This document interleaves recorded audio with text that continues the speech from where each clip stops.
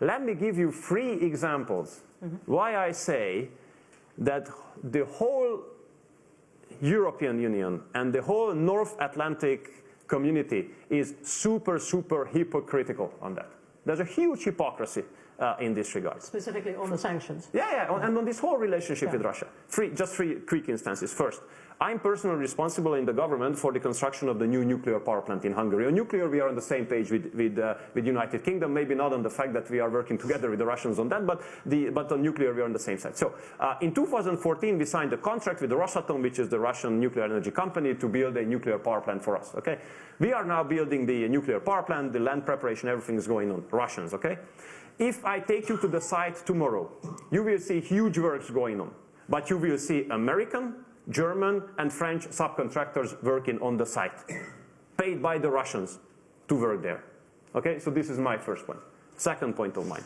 We have been under constant pressure not to work together with the Russians on nuclear energy, not to buy nuclear fuel from the Russians. I mean, if we don't buy nuclear fuel from the Russians, we have to shut down the nuclear power plants of ours, nuclear power plant, which currently covers 33% of the electricity demand of ours. Okay, stop buying nuclear fuel.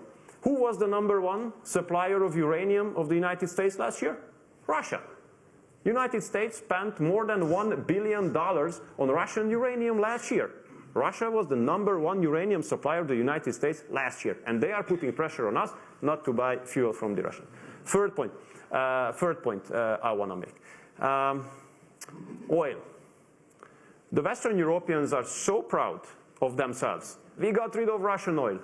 You Central Europeans, you could not make it. You know, that's how much we are better than you. You know, we got rid of Russian oil. Share of Russian oil to India was below 1% before the war. Now it's very close to 40%. Before the war, Europe was not buying Indian oil.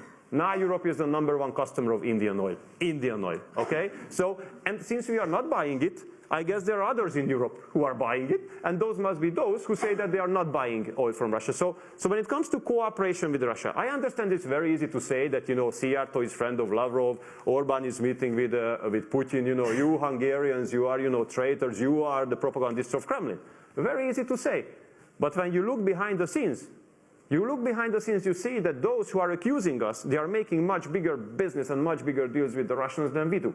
So, I mean, you have to look at facts. I understand politics is, you know, on many occasions about perceptions, ideologies, whatever. But if you look at the facts, then you find some surprises. But, you know, not everybody is, you know, ready enough, you know, to look after these facts. So that would be my answer on that. Hungary blocked, for a time, the EU's package of aid and support to Ukraine. It's gone through now. Will that happen again, do you think?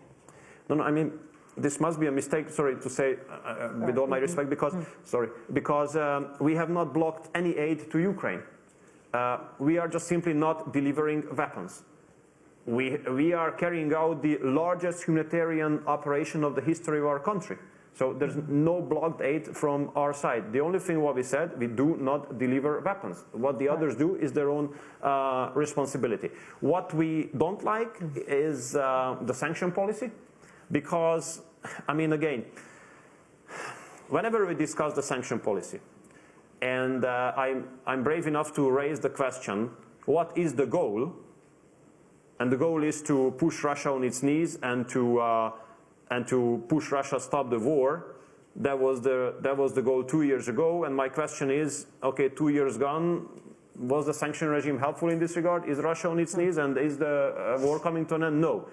And when I say, okay, then let's look at the impacts on us, then instead of making a thorough analysis, the answer I get that you are the propagandist of Kremlin or friend of the Russians, period. So this is the way of rational debates currently in the European Union. But the sanctions policy have put a lot of harm on the European economies. I mean, look at us, for example. Look at us. I mean, our inflation rate has skyrocketed to 27% last year.